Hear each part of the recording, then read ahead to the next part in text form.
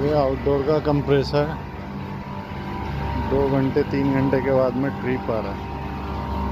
अभी इसका एम्पेयर चल रहा है 8.989 और बैक प्रेशर भी चल रहा है इसका 65 70 65 इतना है।